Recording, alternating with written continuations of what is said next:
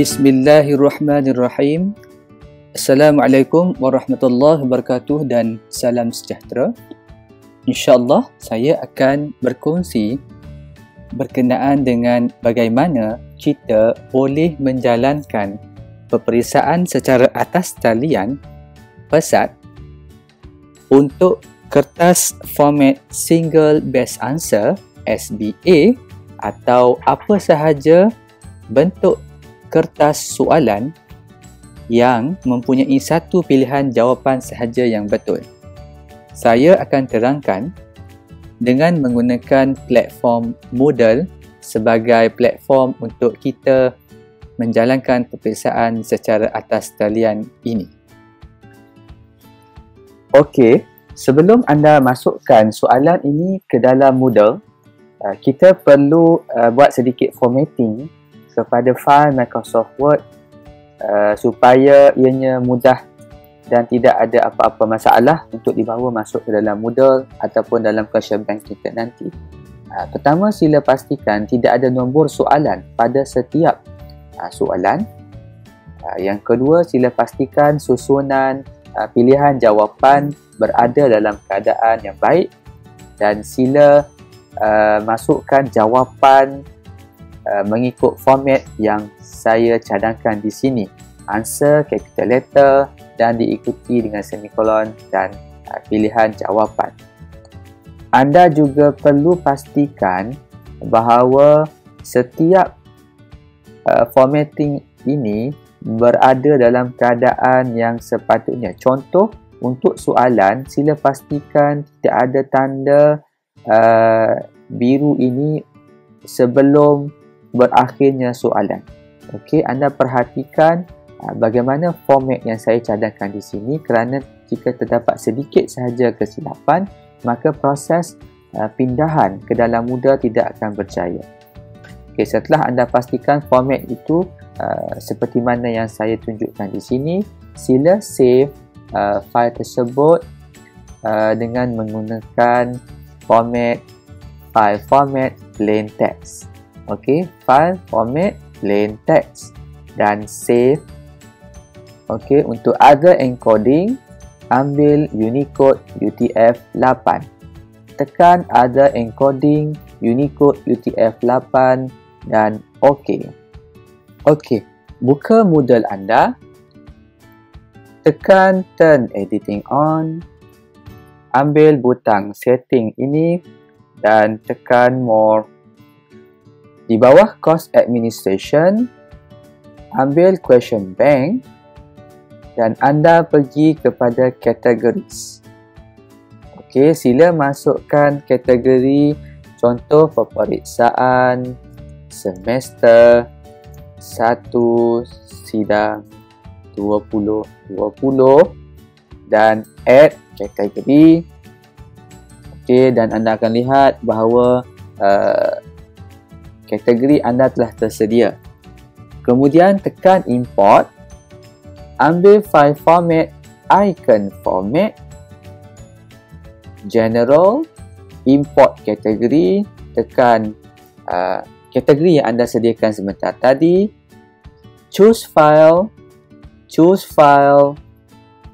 dan ambil soalan yang anda ingin bawa masuk ke dalam Moodle. Dan setelah anda tukar kepada format plain text document dan open, upload this file dan import. Sekiranya proses pindahan anda berjaya, anda akan tengok ada passing questions from import file, importing 10 questions from file dan keseluruhan soalan-soalan yang anda ingin masukkan akan terpapar di sini. Continue. Okey, jadi sekarang semua soalan telah tersedia di dalam question bank.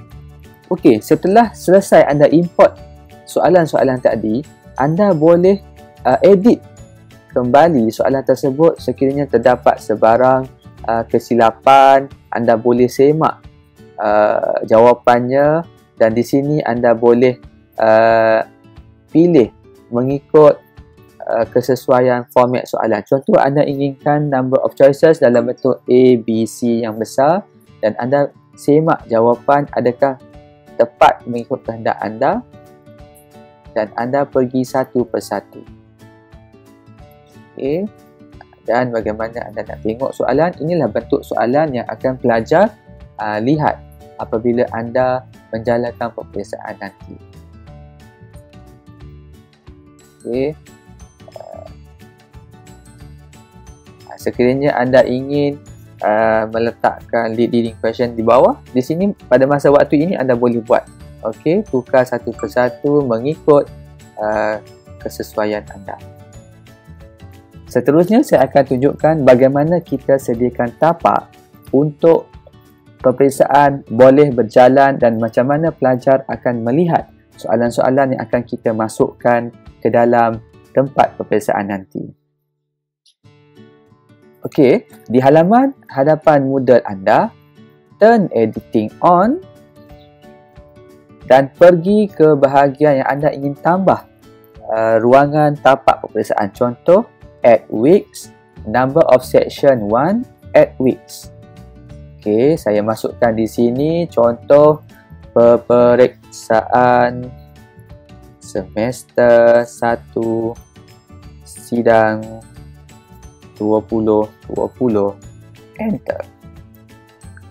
Okey, dan add an activity, ambil quiz. Okey, beri nama peperiksaan, contohnya peperiksaan SBA. Masukkan description untuk membolehkan pelajar memahami tujuan peperiksaan tersebut. Selesai memasukkan description, anda tekan display description on course page. Okey, untuk timing, anda boleh set bila pelajar akan boleh mula menjawab soalan tersebut, bila tarikh tutup soalan tersebut boleh dijawab, dan time limit. Okey, contohnya saya akan mengadakan peperiksaan pada 10 Mei pada jam 9 pagi. Dan pelajar perlu habiskan menjawab soalan tersebut pada hari yang sama sebelum jam 11 pagi. Okey. Katakan anda masukkan time limit. Untuk 10 soalan, contohnya, pelajar perlu menghabiskan masa untuk menjawab soalan tersebut dalam tempoh sebelum 20 minit, contohnya. Okey, anggaran satu soalan 2 minit. Anda boleh tetapkan berdasarkan kadar kesusahan soalan atau mengikut kesesuaian yang anda fikirkan. Contoh 20 minit. Okey, kenapa saya close the quiz ni agak panjang? Okey, dia bergantung kepada kita kena ambil kira faktor-faktor masalah konektiviti internet dan sebagainya. Tetapi masa time limit ni adalah pelajar perlu menjawab soalan tersebut dan habiskan dalam masa yang telah ditetapkan. Anda juga boleh menetapkan close the quiz ni contohnya pada jam 9.30 pun boleh. Bergantung kepada anda punya kesesuaian. Okey, when time expire, open attempts are submitted automatically ataupun attempt must be submitted before time expire or they are not counted. Untuk grade, attempts allow, saya cadangkan benarkan pelajar menjawab sekali sahaja. Okey, untuk layout tinggalkan question behavior, shuffle within question, dan yang lain-lain tinggalkan sebagai default. Untuk activity completion, anda boleh masukkan students can manually mark the activity as completed. Okey, save and return to course. Dan sekarang anda dapati bahawa tapak untuk peperiksaan telah dibuat. Tekan peperiksaan tersebut dan anda dapati bahawa tidak ada soalan. Jadi anda perlu tekan edit quiz dan tambah soalan-soalan untuk dimasukkan ke dalam tapak peperiksaan. Shuffle, add new question, add from question bank. Okey, pilih kategori, contohnya kategori peperiksaan semester 1 dan anda akan melihat bahawa kesemua soalan yang anda import tadi telah berada di sini. Select all sekiranya semua soalan ini anda ingin masukkan dan add selected questions to the quiz. Okey, untuk setting markah, katakan keseluruhan markah adalah 100, maka untuk 10 soalan, setiap soalan akan menyumbang sebanyak 10 markah. Ini bergantung kepada bilangan soalan yang anda masukkan ke dalam peperiksaan nanti. Okey, anda buat satu persatu supaya keseluruhan soalan akan cukup seperti mana yang dikehendaki. Okey, setelah selesai, anda save. Untuk melihat bagaimana pelajar akan menjawab soalan nanti, anda masuk kepada setting soalan dan sekiranya anda nampak the quiz will not be available until tarikh yang ditetapkan, anda perlu edit terlebih dahulu setting, iaitu anda perlu tukar timing kepada tarikh waktu sekarang.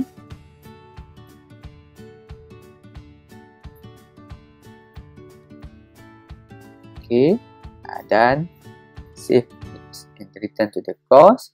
Lepas tu anda naik pada gambar anda di atas ini, switch role to the student.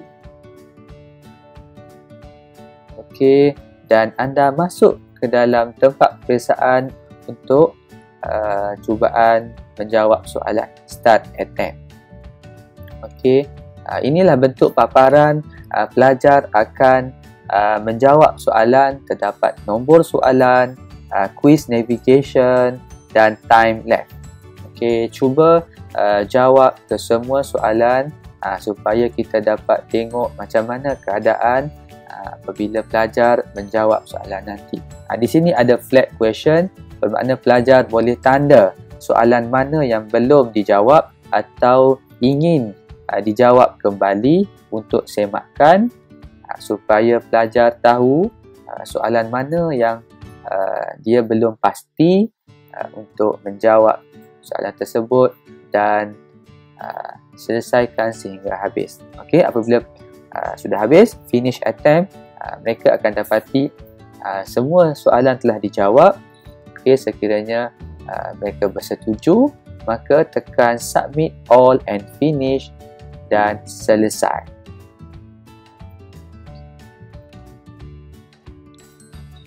Okey, untuk pensyarah, sekiranya kita kembali kepada return to normal role, kita akan tengok pada ruangan peperiksaan tadi, apabila kita masuk kepada ruangan peperiksaan, kita akan dapati ada satu button ungu yang tertulis attempts 1. Ini bermakna terdapat seorang pelajar telah menjawab soalan ini. Cuba tekan attempt tersebut dan anda akan melihat markah pelajar yang telah mencuba untuk menjawab tersebut. Okey, telah jawab soalan tersebut. Nanti bayangkan kalau ada 100 pelajar, di sinilah akan keluar keseluruhan markah-markah pelajar dan soalan serta jawapan yang mereka jawab, markah untuk peperiksaan mereka, dan pensyarah boleh download markah tersebut dalam format Excel untuk simpanan rekod akademik dan urusan-urusan seterusnya. Jadi itulah sedikit perkongsian bagaimana kita boleh menjalankan peperiksaan secara atas talian pesat dengan menggunakan format SBA, Single Best Answer, ataupun dengan lebih mudah juga difahami dalam bentuk Single True Answer. Okay. Untuk format-format yang lain saya akan terangkan dalam video-video yang akan datang. Sekian, terima kasih.